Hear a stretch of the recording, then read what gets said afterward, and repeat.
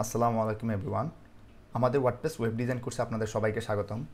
এটি হচ্ছে আমাদের ওয়ার্ডপ্রেস ওয়েব ডিজাইন কোর্সের প্রথম ভিডিও এবং এই ভিডিওতে আমরা জানব ওয়ার্ডপ্রেস সম্পর্কে। প্রথমত হচ্ছে ওয়ার্ডপ্রেস কি। ওয়ার্ডপ্রেস একটি open source content management system.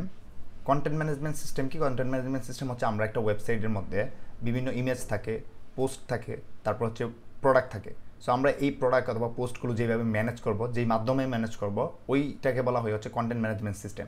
আমাদের ওয়েবসাইটের যেই ছবি, ট্যাগস, তারপর প্রোডাক্ট, তারপর বিভিন্ন লিস্টিং, এইগুলোকে বলা হয় কন্টেন্ট, এবং এইগুলো আমরা ম্যানেজ যেই এই মাধ্যমে করে থাকি তাকে বলা হয়েছে কন্টেন্ট ম্যানেজমেন্ট সিস্টেম। আপনারা অনেক সময় এটাকে সংক্ষেপে অনেকে শুনতে পারেন যে সিএমএইচ। সো সিএমএইচ মানে হচ্ছে কন্টেন্ট ম্যানেজমেন্ট সিস্টেম। দ্বিতীয়ত হচ্ছে ওয়ার্ডপ্রেসের মাধ্যমে আমরা ওয়ার্ডপ্রেস ব্যবহার করে আমরা হচ্ছে একটি ওয়েবসাইট ক্রিয়েট করতে পারি এবং ওয়ার্ডপ্রেসের মাধ্যমে আমরা ওই ওয়েবসাইটটিকে ম্যানেজ করতে পারি, এবং এটি কমপ্লিটলি ফ্রি এবং আমরা আমাদের ইচ্ছা অনুযায়ী এটাকে মডিফাই করতে পারি। ওয়ার্ডপ্রেসের রিলিজ হিস্টোরি: ওয়ার্ডপ্রেস 2003 সালে রিলিজ হয় এবং দুইজন ডেভেলপার এটিকে রিলিজ করেন। পরবর্তীতে এটি বিভিন্ন ওপেন সোর্স কন্ট্রিবিউটরের মাধ্যমে সমৃদ্ধশালী হয় এবং এখন এটিতে প্রায় অনেক কন্ট্রিবিউটর আছে যারা কিনা ওপেন সোর্স কন্ট্রিবিউটর হিসেবে কাজ করছে, যার কারণে ওয়ার্ডপ্রেস এখন দিন দিন আরও এটি সমৃদ্ধশালী হচ্ছে। সো আমরা কেন আমাদের ওয়েবসাইটের জন্য ওয়ার্ডপ্রেস চুজ করব? প্রথম কথা হচ্ছে, আমরা যদি কোডিং এক্সপিরিয়েন্স নাও থাকে তাও আপনি একটি ওয়েবসাইট বানাতে পারবেন এবং ওয়েবসাইটটিকে ম্যানেজ করতে পারবেন। দ্বিতীয়ত, আমরা চাইলে আমরা নিজস্ব ইচ্ছা অনুযায়ী আমরা যে কোনো ধরনের ডিজাইন করতে পারবো, কাস্টমাইজেশন করতে পারবো। তৃতীয়ত, আমরা এর জন্য কোনো ধরনের লাইসেন্স ফি দেওয়া লাগবে না অথবা আমাদের কোনো ধরনের প্ল্যান পারচেস করা লাগবে না। আমরা কমপ্লিটলি ফ্রি এই ম্যানেজ সিস্টেমটা আমাদের হোস্টিংয়ে আপলোড করতে পারবো এবং পরবর্তীতে আমরা এটিকে নিজেদের ইচ্ছামতো চালাতে পারবো। তারপরে যদি আসি, আমরা এখানে থিম এবং প্লাগইন আছে। সো আমরা থিম প্লাগইন যদি না বুঝি কোনো প্রবলেম নাই। এটা হচ্ছে একটা সফটওয়্যার ওয়ার্ডপ্রেসের মধ্যে বিভিন্ন ফাংশনালিটি অ্যাড করার জন্য। সো আমরা বিভিন্ন সময় হচ্ছে ওয়ার্ডপ্রেসের বিভিন্ন ফাংশনালিটি অথবা ডিজাইন ইনক্রিজ করার জন্য, আমরা ওয়েবসাইটটিকে ডিজাইন করার জন্য আমরা এই থিম এবং প্লাগইনগুলো ব্যবহার করব। এখানে একটা হিউজ অ্যামাউন্টের বিভিন্ন থিম এবং প্লাগইন রয়েছে, যার কারণে আমরা কমপ্লিটলি ফ্রিতেই একটি ওয়েবসাইট ডেভেলপ এবং ডিজাইন করে ফেলতে পারবো।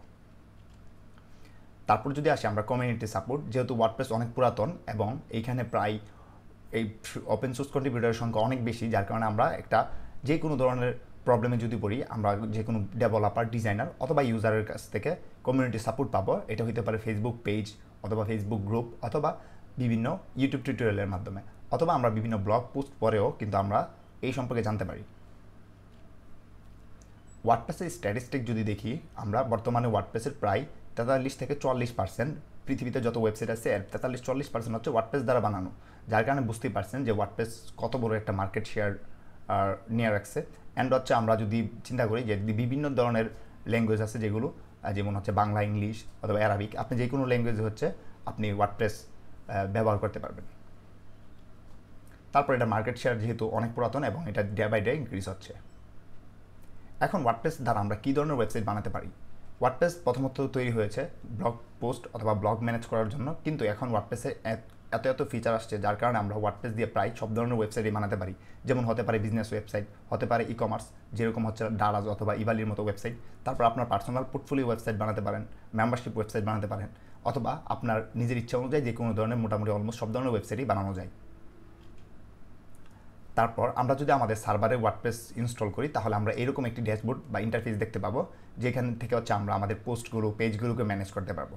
এটা হচ্ছে একটা ব্যাকএন্ড সার্ভার, ব্যাকএন্ডের ড্যাশবোর্ডের ডিজাইন, এবং আমরা যে সময় হচ্ছে ওয়ার্ডপ্রেসটা ইনস্টল করবো, ঠিক আমরা এরকম একটা ড্যাশবোর্ড অথবা একটা এরকম প্যানেল পাবো, যেখান থেকে হচ্ছে আমরা আমাদের ওয়েবসাইটটিকে ম্যানেজ করতে পারবো। এটা হচ্ছে ফ্রন্ট এন্ড। আমরা যদি ব্যাকএন্ড থেকে কোনো একটা পোস্ট পাবলিশ করি, সেক্ষেত্রে হচ্ছে আমাদের ওয়েবসাইটে এরকম দেখাবে, অথবা আমরা আমাদের নিজস্ব ডিজাইন অনুযায়ী দেখাবে। আমি জাস্ট হচ্ছে একটা থিওরি অথবা একটা বেসিক আন্ডারস্ট্যান্ডিং বোঝার জন্য এই ধরনের এখানে দুইটা ছবি রাখছি। সো এটা হচ্ছে আমাদের ফ্রন্ট এন্ড, মানে যেটা হচ্ছে আমাদের ইউজাররা দেখবে অথবা নর্মাল যে ভিজিটররা তারা দেখবে। আর এটা হচ্ছে যে ওয়েবসাইটের ওনার থাকবে অথবা যে অ্যাডমিন থাকবে, সে হচ্ছে এই ড্যাশবোর্ড থেকে সবগুলো ম্যানেজ করতে পারবে। সো এখন আসি আমার ব্যাপারে বলি।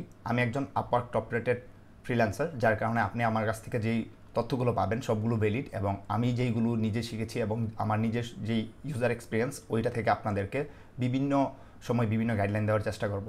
এবং আমি কমপ্লিট কোর্সটিকে এমনভাবে সাজিয়েছি যেন হচ্ছে আপনি একজন ভালো ফ্রিল্যান্সার হতে পারেন অথবা ভালো একজন ওয়ার্ডপ্রেস ওয়েব ডিজাইনার হতে পারেন।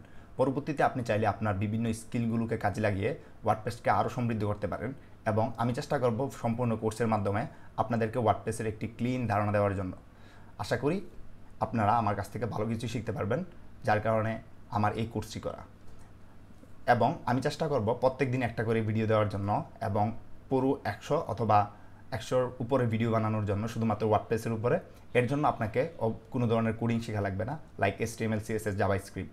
তবে আপনি যদি HTML, CSS এবং জাভাস্ক্রিপ্ট জানেন, সেই ক্ষেত্রে কিন্তু আপনি আরও অনেক ধরনের ফেসিলিটিস পেয়ে যাবেন।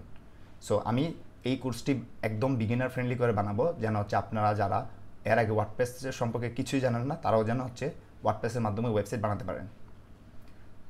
সবাইকে অনেক ধন্যবাদ আমার এই ভিডিওটি দেখার জন্য। আশা করি আপনারা আমার পরবর্তী ভিডিওগুলো দেখবেন এবং ওইগুলো আমি চেষ্টা করব আমি এবং আপনাদের বিভিন্ন ফিডব্যাক নিয়ে পরবর্তী ভিডিওগুলো বানানোর জন্য। Thank you. আসসালামু আলাইকুম।